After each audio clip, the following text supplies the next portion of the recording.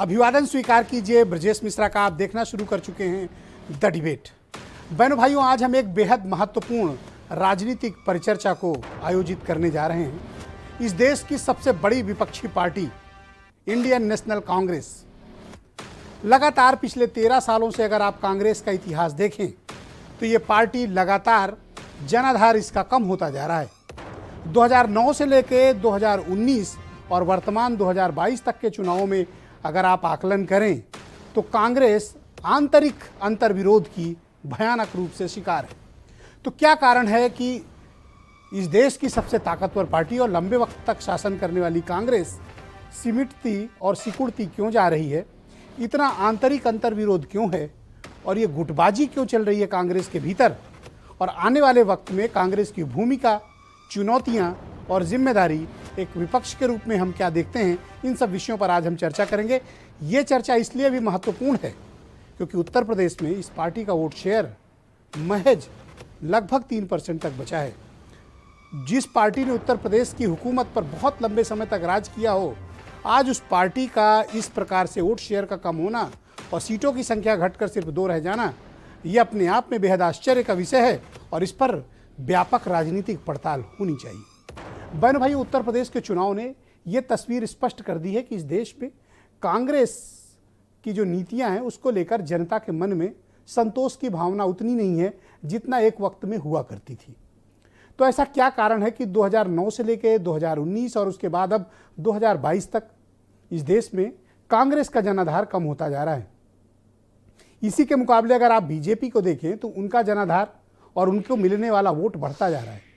अगर आप last parliament election का एनालिसिस करें तो ये पाएंगे कि 2019 में बीजेपी को 22 करोड़ वोट मिले तो कांग्रेस को लगभग 12 करोड़।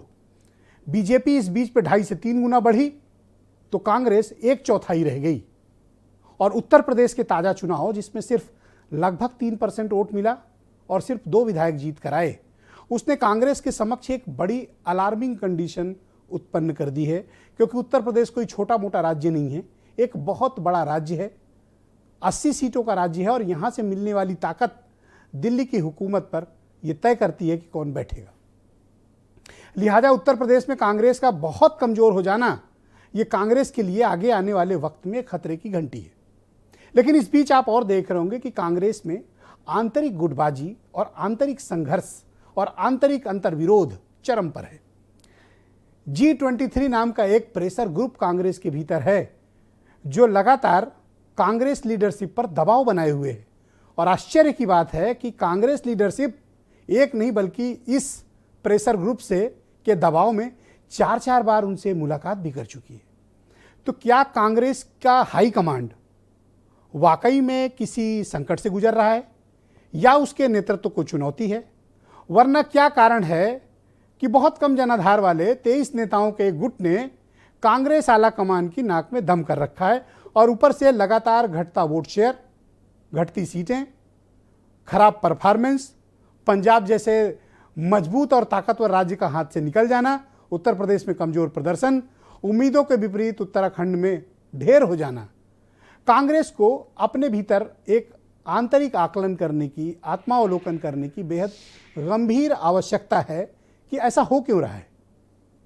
पार्टी के महत्वपूर्ण नेता छोड़कर क्यों जा रहे हैं? क्या सत्ता लोलुपसा है, सत्ता पाने की भूख है, या फिर विचारधारा से डिगने की कोशिश, या फिर विचारधारा छोड़कर सिर्फ एक विचारधारा है सत्ता? तो कांग्रेस ओल्ड गार्ड्स और यंग के बीच फंसी हुई है। कांग्रेस को यह तय कर पाना कठिन हो रहा है। वो एक ब्यूरोक्रेटिक सेटअप की पार्टी होती जा रही है जिसे यह तय करना मुश्किल हो रहा है कि उसे ओल्ड गार्ड्स के साथ चलना है या फिर एक नई कांग्रेस बननी है जिसको राहुल गांधी और प्रियंका गांधी जैसे लीडर्स को पूरी ताकत मिले और वो चलाएं। क्योंकि देश का सबसे बड़ा विपक्ष अब सिर्फ 2 राज्यों तक सिमट चुका है जहां उनकी फुल फ्लेज गवर्नमेंट है और 2 राज्यों में उनके सहयोग से सरकार चल रही है। शायद कांग्रेस के जन्म काल से लेकर अब तक ये उसके सबसे पुअर परफॉर्मेंस के दौर से गुजर रही है। तो क्या कांग्रेस ने इस पर कोई चिंतन किया? क्या गंभीरता से कांग्रेस ने इस पर कोई विचार किया या नहीं किया? वैसे हारी हुई पार्टी को और हारते हुए नेता को हर कोई सलाह देता है और हर कोई काबिल बनने की कोशिश भी करता है और ये बताता है कि आपने क्या गलती की। लेकिन आज की परिचर्चा के जरिए हम देश की सबसे बड़े विपक्ष पार्टी की आंतरिक स्थिति, इसके संघर्ष, इसके अंतर विरोध, इसके अंदर पनपी भयानक गुटबाजी और गुटबाज नेताओं का सत्ता के प्रति जबरदस्त भूख, जो पार्टी भी छोड़कर जा रहे हों और विचारधारा को भी छोड़कर जा रहे हों। वैसे एक बार तकरीबन 1 दशक पहले कांग्रेस के एक बड़े नेता ने मुझे एक इंटरव्यू में कहा था कि कांग्रेस को विपक्ष की ज़रूरत नहीं है, कांग्रेस के भीतर एक विपक्ष खुद हमेशा तैयार रहता है। यही कांग्रेस की कमजोरी है और यही इस पार्टी की ताकत। तो आज हम कांग्रेस की इस स्थिति पर, जो वर्तमान हालात में हैं, इस पर चिंतन करेंगे और मेरे साथ बहुत खास मेहमानों को आज मैंने आमंत्रित किया है ताकि हम इसका समझ सकें कि दरअसल मामला क्या है। सुप्रिया श्रीनेत जी मेरे साथ मौजूद हैं, बहुत जानी मानी पत्रकार